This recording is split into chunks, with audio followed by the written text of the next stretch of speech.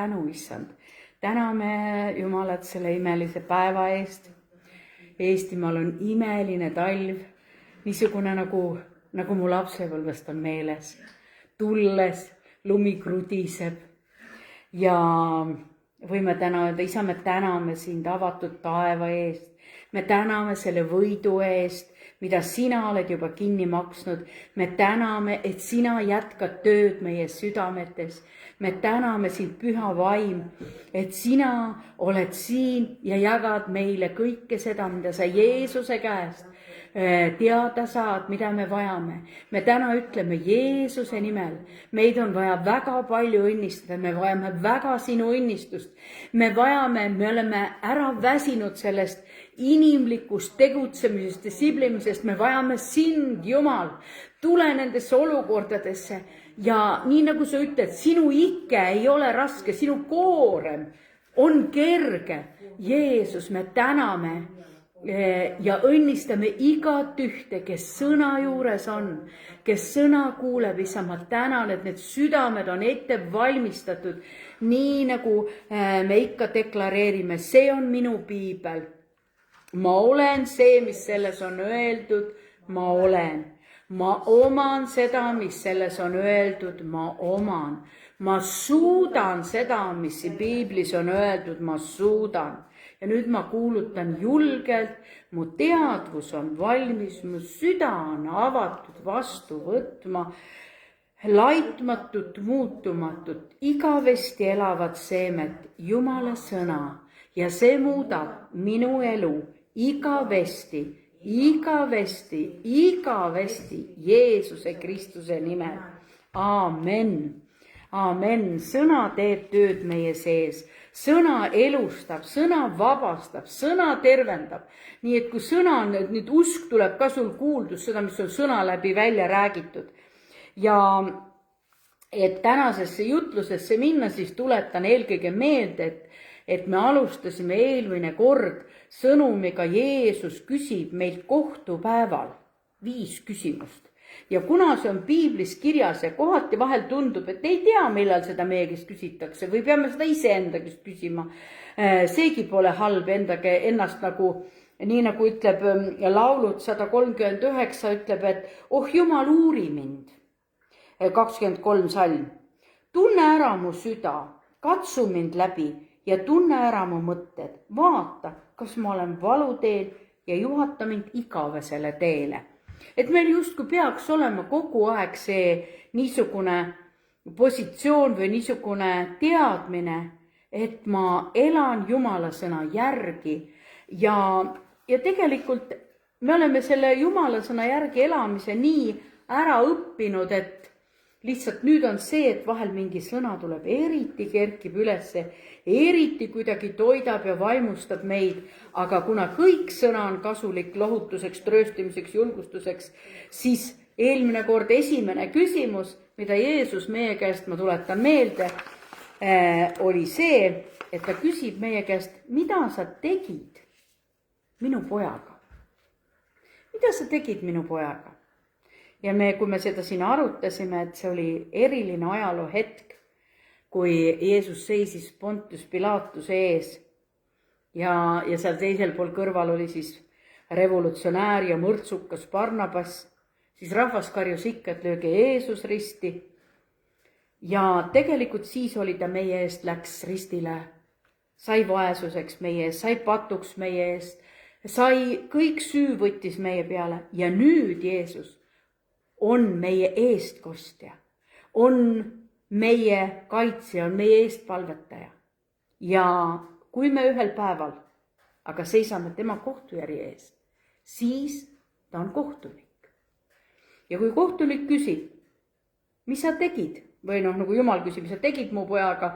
Mina panin sellise küsimuse, mis sa tegid sellega? Ma andsin teile oma poja, mis sa tegid sellega? Ma võtsin ta vastu kui päästja. Ta on minu elu issand.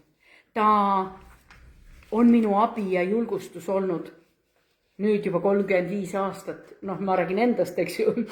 Aga teine küsimus oli, mis sa tegid nende andidega, mis ma sulle andsin? Tihti me ütleme, no need annid, need on ju minu annid, ega need ei ole Jumala annid. aga piibel ütleb väga selgelt, Jumal on iga inimesele jaganud andeid, igale ühele. Mis sa teed nendega? Kas sa kasutad neid? Kas sa kasutad neid kas või enese suhtes? Kas sa kasutad, pead sa lugu endast kui selleks, keda Jumal sind lõi? Piibel räägib, et ta tegi meid kardetavaks imeks. Lausa kardetav ime oleme. Piibel räägib nii, eks ju. Me oleme seda kuulnud piiblist ja lugenud ka. Ja me oleme kardetatud, me oleme püha preesterkond. Aga ma andsin sulle Annika, mis sa tegid nendega? Kas sa kasutasid neid? Ei, no tead, ma ei ole ikka niisugune proff ja mina neid ei kasuta ja no siis niisugune tunne, et mina olen aru saanud, et mida iganes kasutatakse, see kasvab. Mida ei kasutata, see ei kasva. Ja siis me eelmine kord tuletasime meelde selle, et kui üks jõukas peremees läks kodust ära, andis oma sulastele ühele 1 talendi, teisele 2 ja 3 5. Ja see on ka see näide, et meil on erinev võimekus, meil on erinevad annid.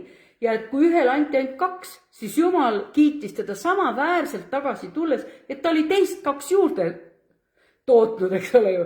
5 anniga ta oli 5 andi juurde tootnud. Jumal ütleb mõlemile, sa mu ustav ja hea sulane, tule issanda rõõmusse. Ja kui me nüüd läheme selle sama teemaga, mida ta siis veel võiks küsida, kust need piiblis need küsimused on? Ja ma usun, et kui me nüüd läheme edasi, siis üks põhikirjakoht, mida ma juba esimesel poolel rääkides väga palju kasutan ka nüüd, on Matteuse evangeelium 25. peatükk. See on üks nii fundamentaalne peatükk, no see räägibki, et me lähemegi kohtujärje ette, eks ole. Ma jõuan oma piibliga ka sinna, teised ka. Ma arvan, salmidest 31 võiks kohe lugeda. Vaata, ma olen juba Markusesse välja tuhisend siin oma piibliga. Nii, et tõstan selle siia. Ja piibel räägib siin niimoodi, kuigi me juba lugesime seda, aga tuletame meelde, et mis see järgmine küsimus võiks olla ja tegelikult siin on terve peatükk räägib, mina paneks sellele 3. küsimusele, et kuigi siit hakata lugema 31. salmis, kui inimese poeg tuleb oma kirkuses ja kõik inglid temaga, siis ta istub oma kirkuse troonile ja ta ette kogutakse kõik rahvad. Nii et see on ka kinnitus, et ei, eestlased jätakse välja, ei jäeta kõik rahvad ja ta eraldab üksteisest. Otse kui karjan eraldab, mida ta siis eraldab? Ta ei eralda meid rahvuse järgi, ta ei eralda meid keele järgi, ta ei eralda meid kehakaalu järgi, ta ei eralda meid nahavärvi järgi, ta eraldab meid nii nagu karjane hindab oma karja. Ühed on sikud nagu vastuhakkajad, piibel räägib niisuguse mõistega sikkudest. Ja ta seab lambad oma paremale käele, 33, sikud aga vasakule käele. Ja siis ütleb kuningas oma paremal käel olijatele. Kujutad ette, kui sa seisad seal Jeesuse ees ja ta ütleb sulle, tule siia, minu isa õnnistatud. Pärige kuningriik, mis teile on valmistatud, sest Jeesus ütles, ta läks meile asemeid valmistama. Maailma rajamisest peale on ta pärige kuningriik, mis teile on valmistatud maailma rajamisest peale. Kui rajati maailm, rajati ka kuningriik, rajati. Ja nüüd ta ütleb, te olete minu isa õnnistatud. Jumala poolt, minu isa õnnistatud.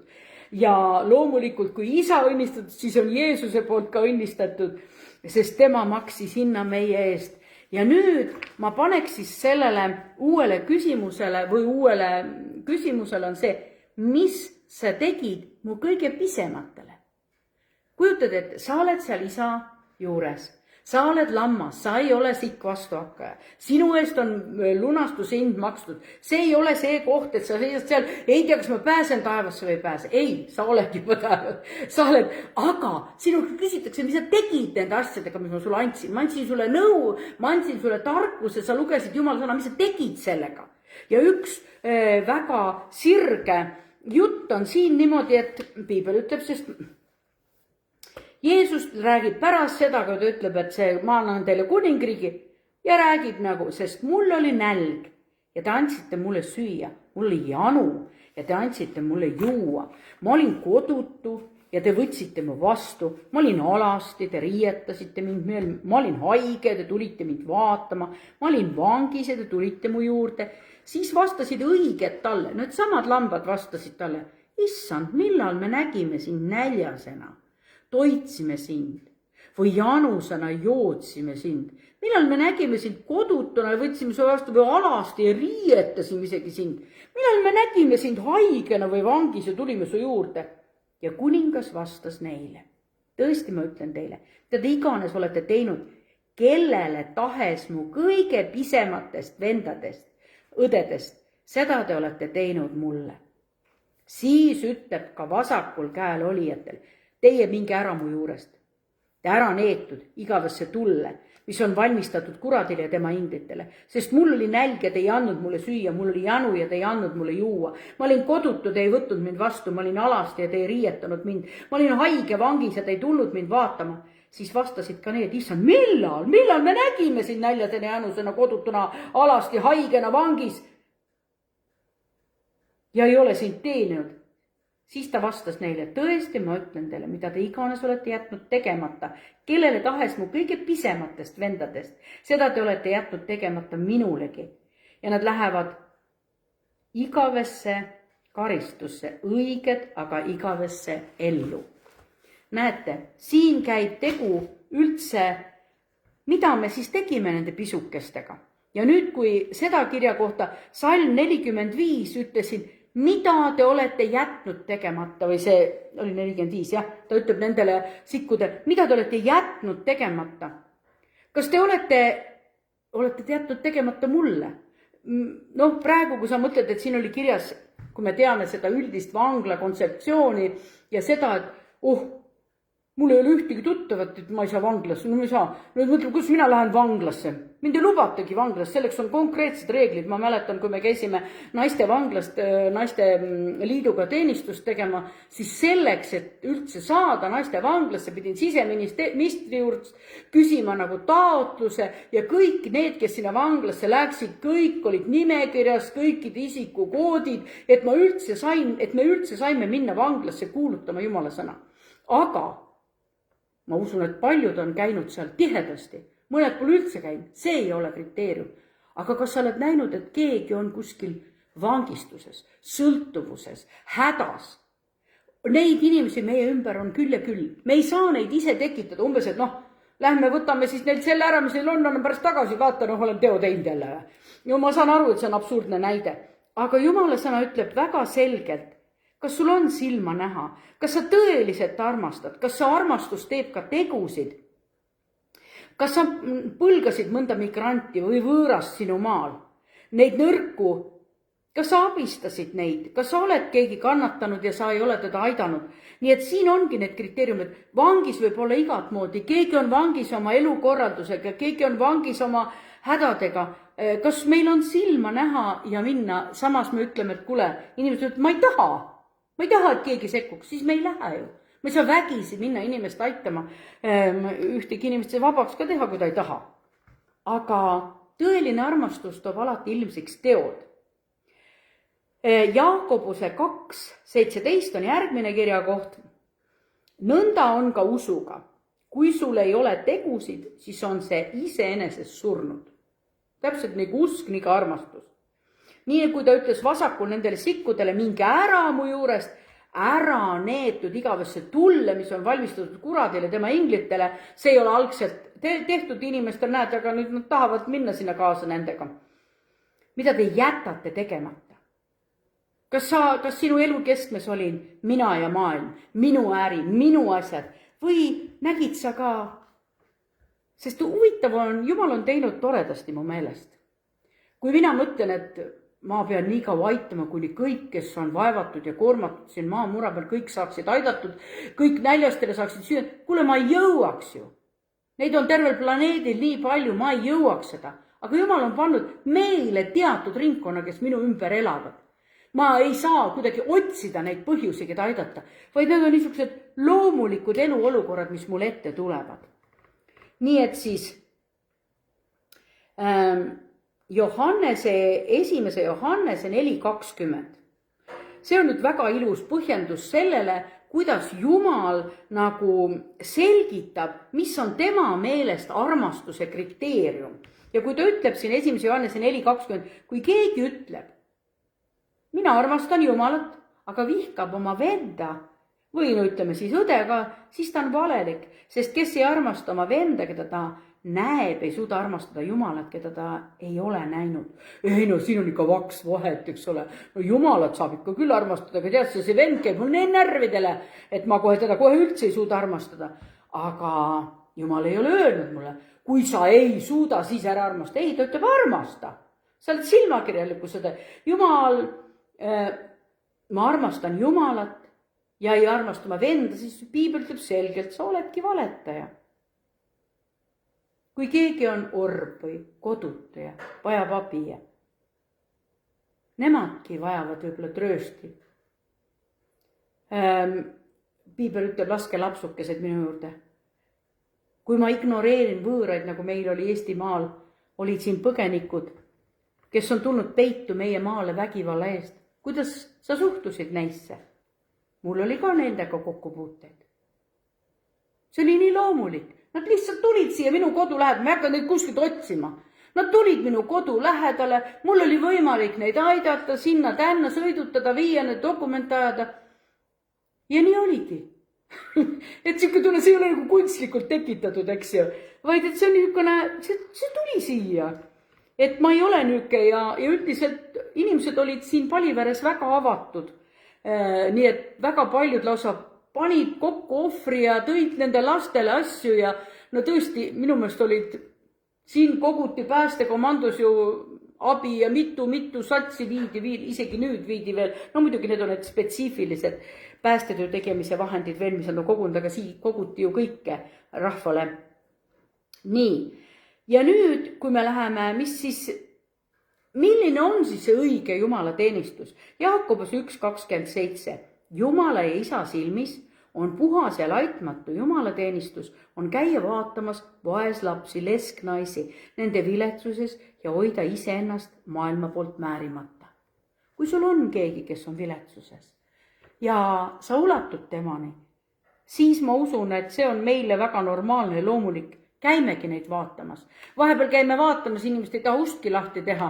Noh, ma ei tea, kas nad just näevad ukse tagant, et keegi tulist, ma tean, mitu korda ma olen kuulnud oma koguduse rahvast, et tahtsin minna talle ja õnnistust viia, võt siin kas jõuluteel ja ei teinud ustki lahti, eks ole, kuigi inimene tundis, et oli kodus. Aga see ongi täpselt nii. Nii võib ka juhtuda, aga see on ikkagi, kuidas su süda on avatud. Ja Piibel, isegi Vana Testament räägib väga selgelt meil, kuidas sa suhtud võõrastesse oma maal. Tihti mõtleme, tulid siia Eestimaale, näed, nüüd kõik meie oma inimestele jätkugi. Aga Piibel räägib meile selle väga selgelt. Ta ütleb niimoodi, Jumala ja isa silmis, seda ma lugesin, aga 3. Mooses 19:34. Ja see on ka Vana Testamendi kirja koht, mitte ainult Uue Testamendi. Seal on kirjas 3. Mooses 19:30, võõras, kes asub teie juures, olgu teie keskel nagu päris elanik. Armasta teda nagu iseennast, sest ta ise olete olnud võõrad Egiptuse maal. Mina olen issand teie Jumal. Kes on vangis mingite olukordade tõttu? No ütleme, keegi on vangis emotsionaalselt. Sa vajad mõistmist, keegi on mentaalselt, keegi on depressioonis. Ühiskond väga rõhub neid vahest, nad on murtud katkised, mõned on patu läbi vangis, sõltlased. Jeesus tuli, ütles, mina ei tulnud maailma üle kohutmust, ma tulin maailma päästma. Ja siis ta ütleb, ma tulin neid vange vabadusse laskma. Jeesus ei tulnud õigete, vaid patuste pärast, tuli katkiste järgi. Kui sa soovid olla niimoodi ühesõnaga kõiki nende edukate juures, kõigil kelle väga hästi, siis muidugi nende keskel on rahulik, äkki pudiseb sulle ka, aga see rahuldab sind. Kui näed, et vennal on puudu talveriided ja sinu silm seda märkab ja sa lausa lähed ja viid talle need kohale, siis tegelikult see räägib, et su süda on avatud. Et sa oled südamega armastad, mitte ainult sõnaga. Nii, ja veel kinnituseks, sest vahest on isegi tore need, kes me oleme kaua aega olnud kristlased. ja tore on meelde tuletada, et kuule, läheme küll õiget teed pidi, on küll veel vast ennast läbi katsuda, kuule, on küll mu süda veel ja silmad avatud nägemaks vaevatuid ja koormatuid. Õpetussõnad 19:17, kes halastab kehva peale, laenab issandale ja tema tasub talle ta hea teo. Kujutad ette, Jumal on isegi sellise kriteeriumi, isegi see, mis me teeme vaestele, mitte keegi võib-olla ei ulatugi temane, sa aitad teda, Jumal ütleb, see on tema, sa nagu laenad Jumalale. Tõeline armastus tegelikult on väärtus. Maksab palju. Selle all ma ei räägi veel niimoodi, et mul on tegelikult nii soojad tunded siin sees ja panen talle internetis paar laiki ka ja. Aga armastus on see, mis nõuab sult jõudu, vahel paneb see sind ebamugavust tundma, oma mugavusest loobuma. Jeesus ei küsi meilt, kui palju sa rääkisid annetamisest. Ta küsib konkreetselt, mida sa tegid siis, kui keegi ei näinud. Tema teab, mida sa siis tegid. Teenisid, kui polnud sulle aplausi keegi andmas. Armastasid, kui keegi ei näe seda. Tegid seda inimeste ees, no see on tegelikult, seda ikka juhtub nii tunnistajate juuresolekul. Paljudki on võimeline ilmutama oma hoolivust. Kui aga sind ei tunnustata, ei panda tähele, kui sa ei otsi seda maist tasu, sa lihtsalt teed, nii nagu südames on, siis tegelikult on ka see, et ma ei peagi iga kord, nagu öeldakse, mul ei peagi iga kord aplausi andma. Ma teen, mis mu meelest on õige. Ja kui ma nüüd räägin, mis sa tegid kõige pisematele, kui Jeesus küsiks meie käest seal, siis tegelikult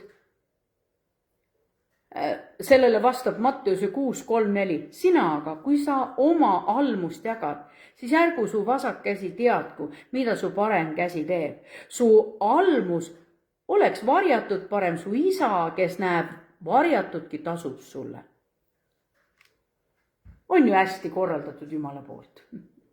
Nii et need 3 asja, mis sa tegid mu pojaga, mis sa tegid oma andidega, et mis sa tegid mu kõige pisematega, need 3 on piiblist küllaltki nagu kui sa nüüd hakkad mõtlema, küllaltki selgelt lahti räägitud, eks. Siin ei ole üldse see kohus, siin me mäletate, me eelmine kord juba puudutasime, see ei ole see kohus, kas sa saad sinna või ei saa, vaid see on see, Jumal ütleb, meile jagatakse seal tasu ka. Ja mõni on nendes asjades, nendes 3 asjades väga tubli. Aga nüüd, kui me jõuame sinna 4. punkti, siis see on, mida ta küsib sinu käest, kas sa andsid andeks nii, nagu mina andsin sulle andeks. See andeks andmine on tegelikult, ma tean, meie koguduses on küll väga räägitud teema, eks. Ja me oleme seda õppinud ja palvekoosolekutel sellega tegelenud ja siis, kui sa mõtled, et tegelikult see on kõige raskem küsimus sellele langenud minale. See on, et me ju tahaks, et kõik, mis kuri meile on tehtud, et see saaks õiglase karistuse. Piibel räägib, et Jumal on õiglane kohtunik. Aga kui piiblis Jeesus õpetab, jüngrid küsivad, et kuidas palvetada, õpetab neile meie isa palvet ja peale meie isa palvet, Matteuse 6:14-15, aga kui te annate inimestele andeks nende eksimused, siis annab ka taevane isa teile andeks teie eksimuste. 15 salm. Kui te aga ei anna inimestele andeks, siis ei anna ka teie taeva isane eksimusi andeks. See ei ole nagu, siin ei küsitad, oi, kas sul on sobiv aeg, kas sa nüüd oled piisavalt oodanud, kas nüüd oled saanud. Isegi kui ma ei suuda andeks anda, ma ikkagi ütlen, Jumal, ma tahan andeks anda. Jumal, ava mu süda, ma kogu liigun sinna andestuse suunas. Siis ma mingi hetk tajun jälle see mingi vana asi tuleb meelde, teeb mulle valu mingis kontekstis. Siis ma jälle ütlen, issand, ma palun, tule mulle appi. Ma tahan ja mingi aeg sa tajud, kui sa oled sellega tööd teinud, oled teinud Jumala sõna kohaselt, siis sa näed, kuidas see ei lähe sul mälust ära, see ei ole mälukaotusega seotud. See on see, et valu ehk mürk kaob ära selle olukorra pealt. Andeks andmine on tegelikult kogu evangeeliumi süda. Sa ei oleks ega ei suuda maksta kunagi seda võlga, mis sinu eest maksti, mida Jeesus sinu eest maksti. Minu ja sinu patud on väärt, tegelikult piibel ütleb, patupalk on surm. Jeesus maksis selle hinna sinu eest ja ta armastab sind. Ta usaldas oma isa ja oma isaga oli täpselt sama meelt. Ja kui meie nüüd küsime neid küsimusi täna juba ette, siis ühel päeval, kui me seisime, see ei ole mulle mingi uudis. Ma tean, et Jeesus küsib neid, sest need on piiblis olnud. Aga võib-olla, et ma nüüd katsun oma südame läbi ja ütlen, oi, kas ma andsin andeks? Kas ma suutsin andeks anda? Jeesus maksis hinna. Ja see ei ole mitte mingi niuke, no kui sa siis, see on niuke soovitus. Ei, see ei ole soovitus. See ei ole ka soovitus paremaks eluks sulle. Et kui sa andeks annad, siis sul on parem elu. Ei, see on üks niuke konkreetne väike, ma ütlen sulle, see on vaimne reaalsus. Kui sa oled andeks andnud. Miks on see nii oluline? Aga see on evangeeliumi süda, sest et Jumala poeg läkski ristile sellepärast, et inimesed saaksid andeks, neil oleks ligipääs Jumalale. Sest sinul ei ole endal võimekust oma patu eest, ükskõik kui palju sa ära maksaksid. Sinu patud väärisid surma ja piiblis on see ilusti kõik kirjas, see ei ole meile mingi uudis. Jeesus valas sinu eest oma vere ja kui sa mõtled, et need teiste patud, need on ju palju suuremad. Või mõtled, et minu patud on hoopis suuremad. Ta ütleb, kõik patud on meile andeks antud. Jeesus tegi selle meie heaks. Ükskõik kui suured, ükskõik. Ta ütleb, kõik on patused, kõik on Jumala aust ilma, sellepärast, et nad ei ole Jumalat vastu võtnud. Nii, aga lähme nüüd Matteuse evangeeliumisse ja võtame 18. peatüki. See on üks väga tuttav koht jälle. Aga meie loeme 25.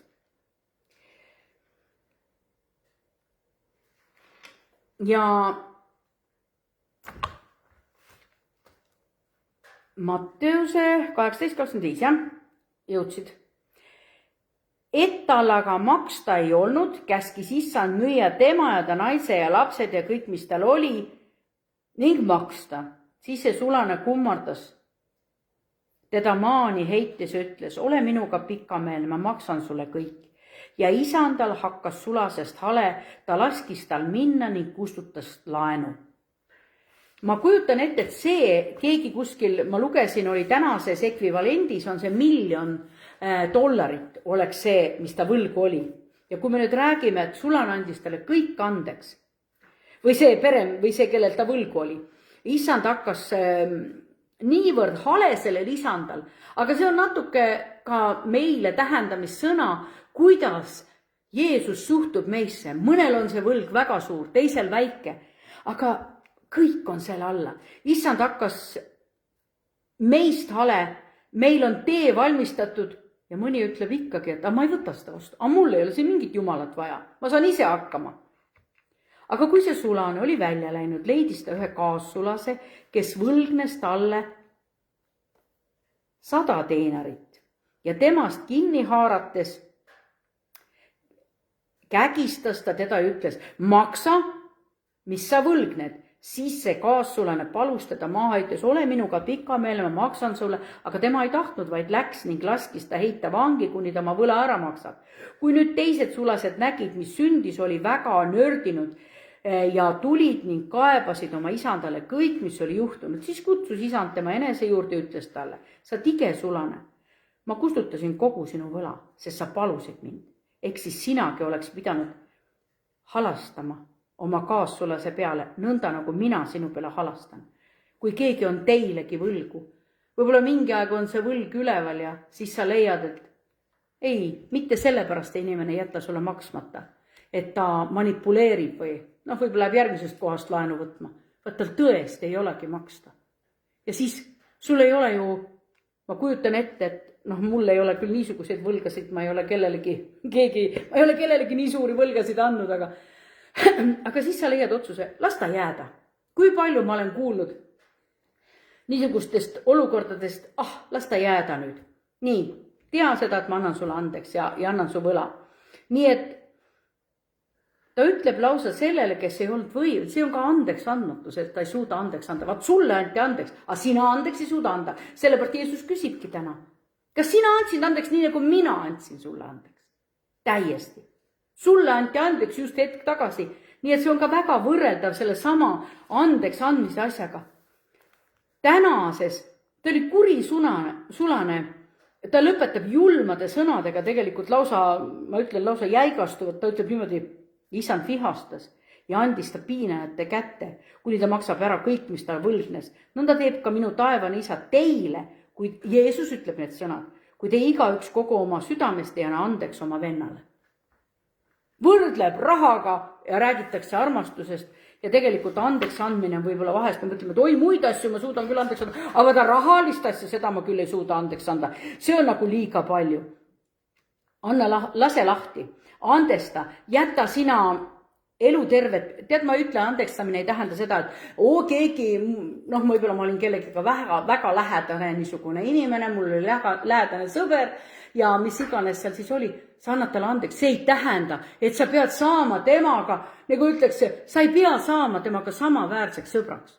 Sest andestamine toimub kohe, aga usaldamine võtab aega. Usaldamine, andestamine ei ole kaks sama asja.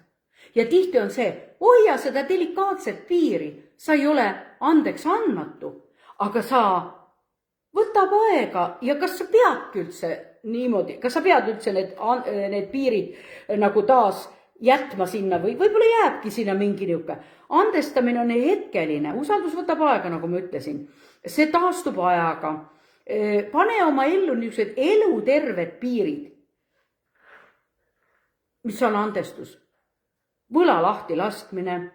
Ma rohkem ei kasuta seda sinu vastu enam, mis kunagi ma võib-olla teadsin. Annan selle Jumala kätesse. See on vabanemine sellest mürgist, mis hävitab sind tegelikult seesmiselt. See inimene võib-olla, kellele sina ei suuda andeks anda. See ei teagi, et sa ei suuda talle andeks anda. Aga mürg kogub sinu sisse. Sellepärast anna kõik Jumala kätesse. Ta hävitab mürg sind seesmiselt ja tegelikult kehtesta need raamid enda ümber, sest solvumine haavab sind sügavalt.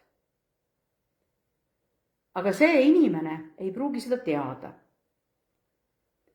Aga see on peaaegu sama, kui juua mürki ja loota, et see teine inimene ära sureb.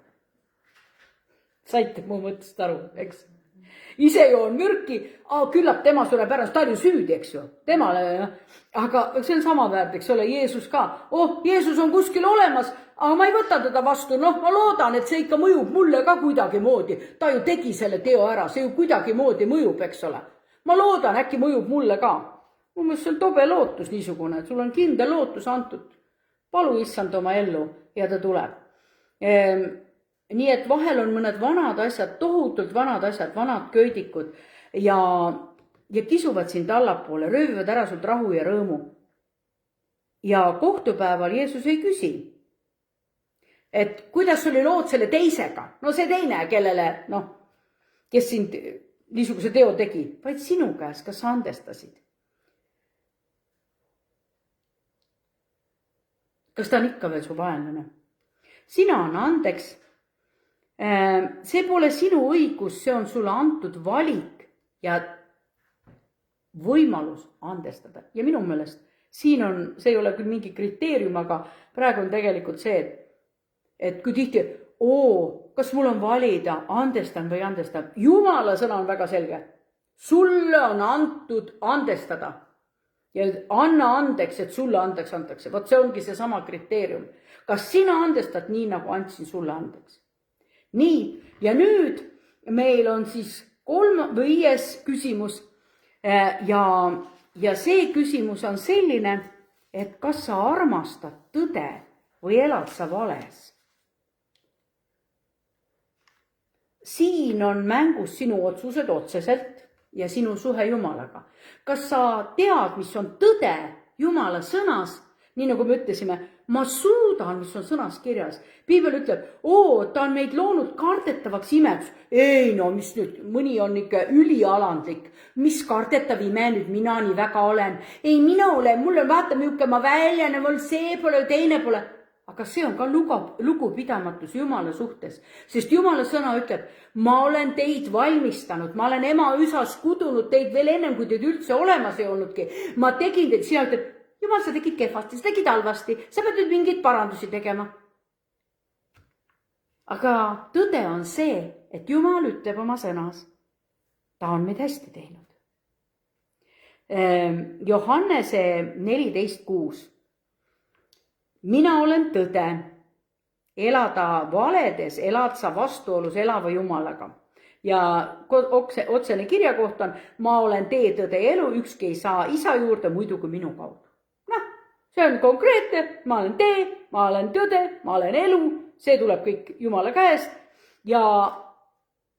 Aga kui ma elan valedes, siis ma olen ju tegelikult Jumalaga vastuolus.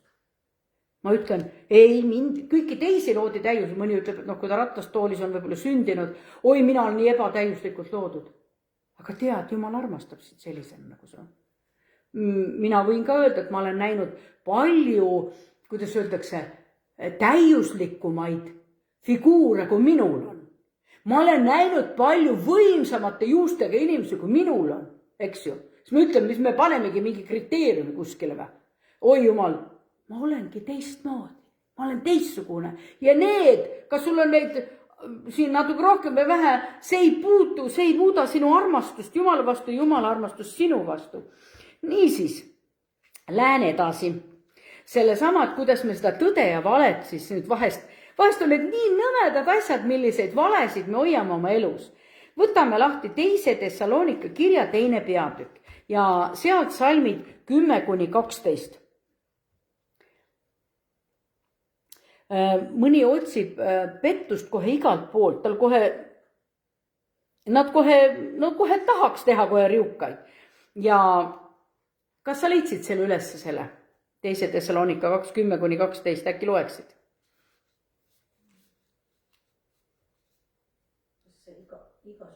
Just täpselt, jah, igasuguse. See on nagu poolik lause. Jah, ta on küll, aga...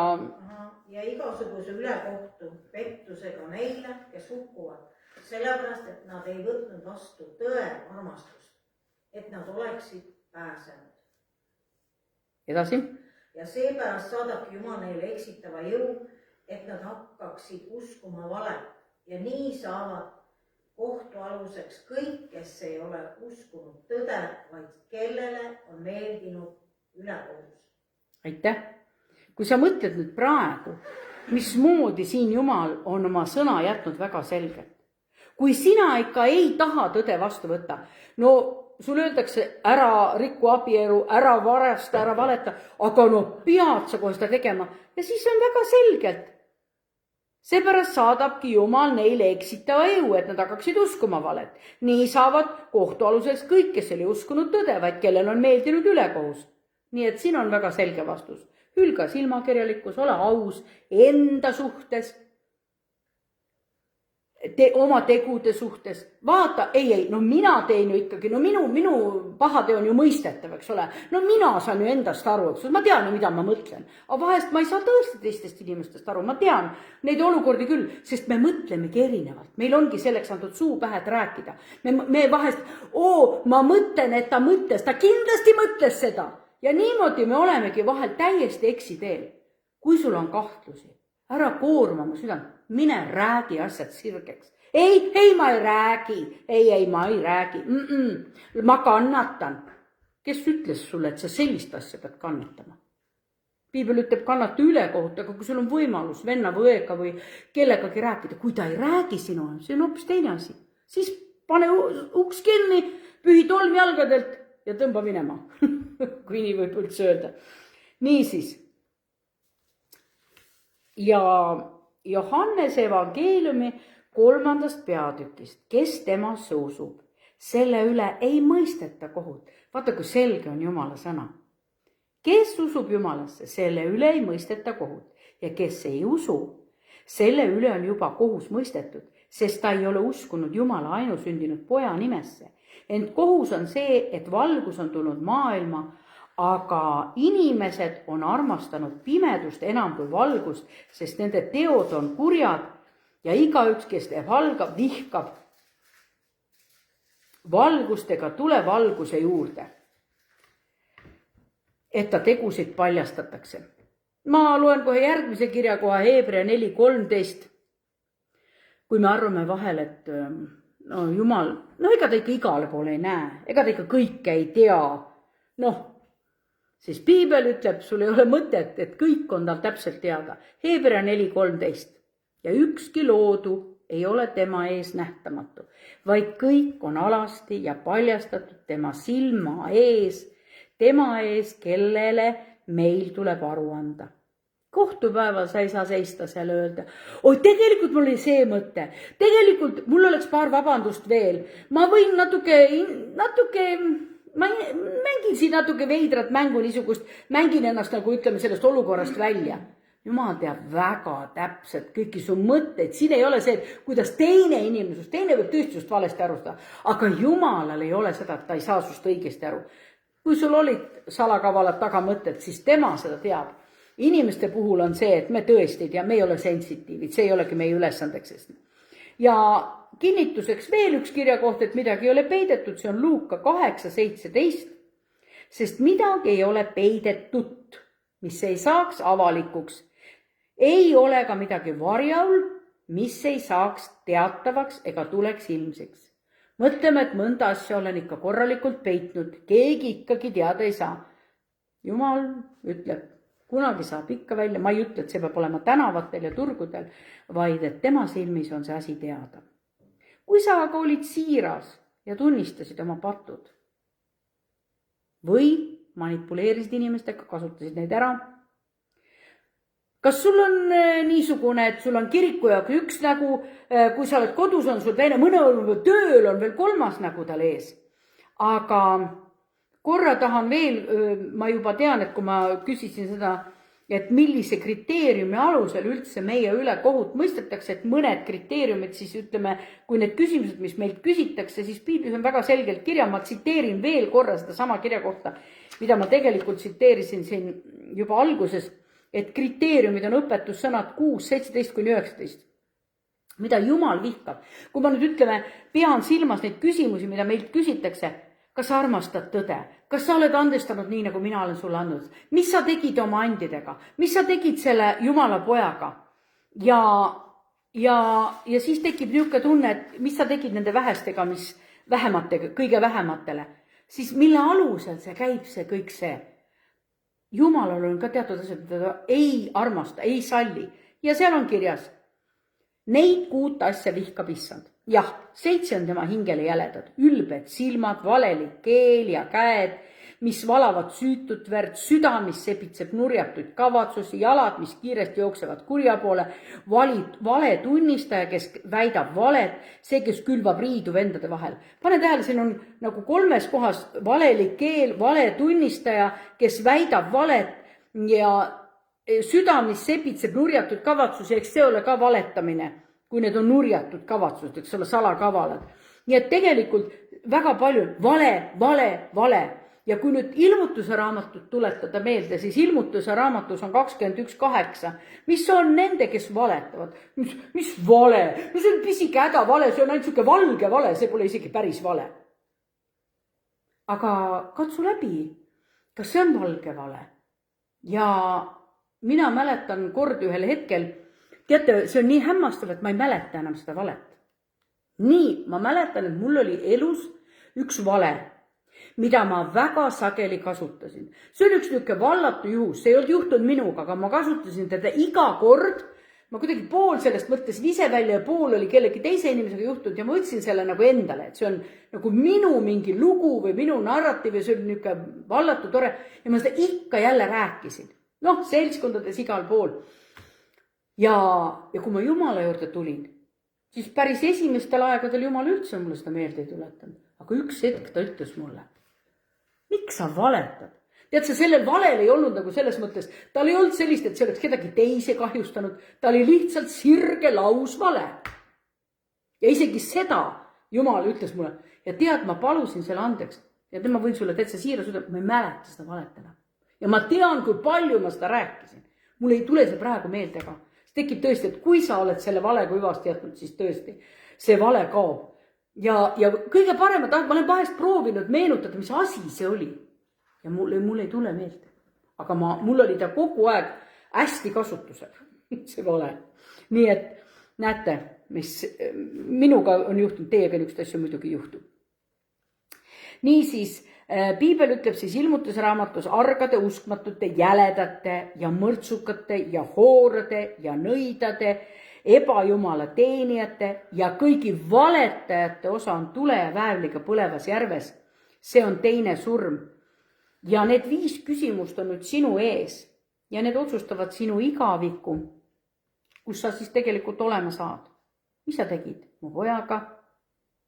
Ma võtsin vastu ta päästjaks. Oma elu issandaks. Mis sa tegid nende andidega? Ma kasutasin neid. Agaralt kasutasin. Isegi vahest oli häbi, et professionaalid olid nagu palju passiivsemad. Nemad igal pool suud lahti ei teinud. Mis sa tegid mu kõige pisematele? Proovisin neid ikka märgata ja aidata. Kas sa andsid andeks, nagu mina andestasin sulle? Kas sa armastad tõde või elasid valedes? Olid sa siiras? Tead, kui täna sulle esitatakse need küsimused, mis sa siis täna vastaksid? Jakobuse 4.14, su elu on teie, kes te ei tea, missugune on homme, teie elu. Teie olete ju aur, mida hetke on näha ja siis haihtub. Vaata siis selles olukorras tuleb küll meelde, oi ma homme teen, ma homme jõuan, ma homme palun andeks, ma homme teen seda, ma homme teen teist, järgmedal võtan selle ette, 3. Aga niisugused asjad tuleb võtta kohe ette. Sest elu on väga õrn ja habras ja väga ajutine. Nii nagu piibel meile toob ka näiteks. Ja Johannese 3, sest nõnda on Jumal maailma armastanud. Kõik, mis ta tegi armastuse pärast. Aga lihtsalt inimesed ei võta seda armastust vastu. Lihtsalt ei võta. Kas meie jaoks ei ole siis piisav see, kuidas tema armastas ja kuidas ta oma armastust meile väljendas? Ta andis oma poja meie eest. See on ülim armastuse väljendus. Me ütleme, ei no see pole piisav, milleks seda siis meil veel vaja oli? See, et sa aru ei saa, ei võta seda küsimust ära. Ja ta ütleb, Jumal, kui sina oled keeruline oma mõtetes ja kõikides, siis Jumal on ka sinu jaoks keeruline. Kui sina oled lihtne, siiras, aus, siis Jumal on ka väga siiras ja aus ja lihtne sinuga. Niisiis. Ja mul on üks, ütleme, et kui sa siis sured ära ja saaksid siit vastata, küsi, kas ma elasin ise endale või olid mul teised inimesed ka, panin tähele neid. Ja ma tean, et üks tunnistus on mul sellest, kuidas see on X.X. Bennetesi tunnistus, kus ta ütles, et ta uuris väga palju Jumala sõna ja käis Vatikanis ja Siinai kloostris ja kus ta kõik käis, siis ta ütles, et tal oli üks mees, kellega ta mingil eluhetkel oli tutvunud ja siis keegi andis talle teada, et kuule, see vägev ärimees on haiglas, üle 80 aasta oli ta siis juba vana, oli haiglas täiesti, ütleme selles mõttes ikka nii jõuetu, et pikali haige ja siis läks teda vaatama. Ja siis nad jutustasid seal ja siis ta küsis tema käest, et teatud asju. Kohe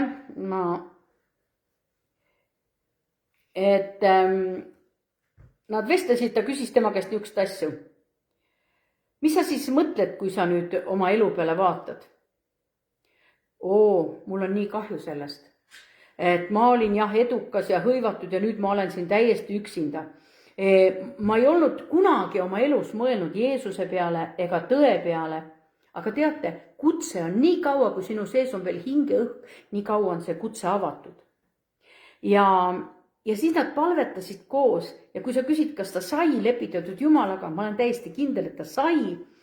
Ja siis ta ütles pärast seda palvet, kui pisar oli ta silmas ja ta oli nii tänulik, et tal oli selline võimalus saada lepitatud Jumalaga, siis ta ütles, mine ütle nendele inimestele, nad ei lükkaks neid otsuseid edasi.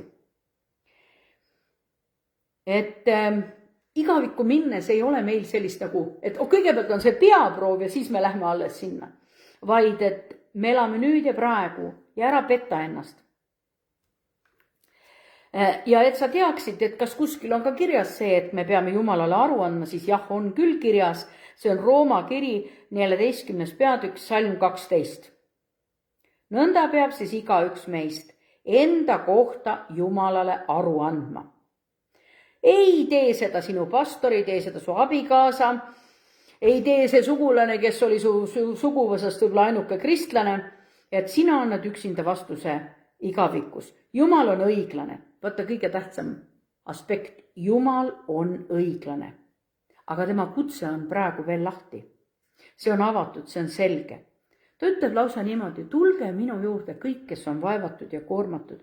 Tulge, mina annan teile hingamise. Tulge, mina annan teile. Tule oma häbiga, tule oma pimeda minevikuga, tule oma pettumustega, hakka reaalselt muutma. Sinu eesmärgid, prioriteedid, soovid, kui sa võtad Jumala vastu, hakkad tõesti muutuma. Sa elad päev päeva järel ja õige pea sa vastad endale 5 küsimusele täiesti rahuga, veendumuse ja kindlameelsusega. See on nii loomulik. See oli nii enesestmõistetav, sest ma tundsin Jumala sõna. Ma teadsin, mis Jumal tahab. Ja kui me räägime, et teatud asju Jumal vihkab, aga me oleme piiblist ka suutnud välja lugeda, mida Jumal ootab, mida tema tegi, milline oli tema armastuse keel, mismoodi tema oma armastust meile väljendas. Ja ta ei sunni seda meile peale, ta jätab ikkagi meile vaba tahte. Ma tänan, Issand, sinu sõna eest. Ma õnnistan igat ühte, kes seda kuulis ja kes seda kuuleb võib-olla järele. Aga ma õnnistan, Issand, et me teeksime oma südame olukorrad korda. Kui on seal sees südames kavalusi, kui on seal enese süüdistusi, kui see on kellegi teise süüdistusi, et näe, mu elu läks sellepärast nii, et see inimene, siis ma ütlen sulle kiiremas korras, anna andeks. Ole aus enda vastu, sinu eest ei saa keegi otsustada.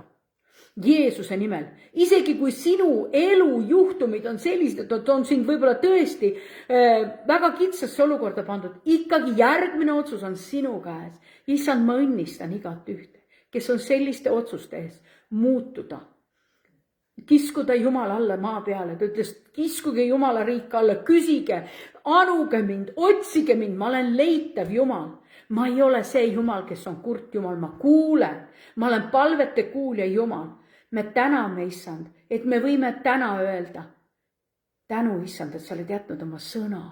Tänu, Issand, et me räägime ka nendest asjadest, mida võib-olla ei olegi väga lihtne iga kord rääkida, et kunagi me ju sureme. Aga piibel ütleb, mitte kõik ei sure, osad ihud muudetakse siinsamas, nad elavad ja muudetakse, tõuseme Jeesusele vastu.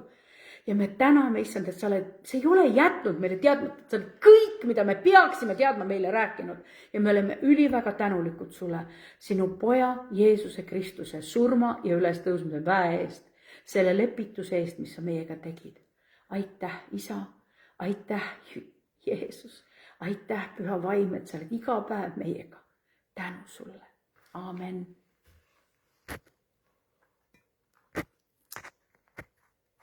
Ma ei saagi kinni panna. Kiri on ees, ühendus aeglane ja see lõpetamise silt.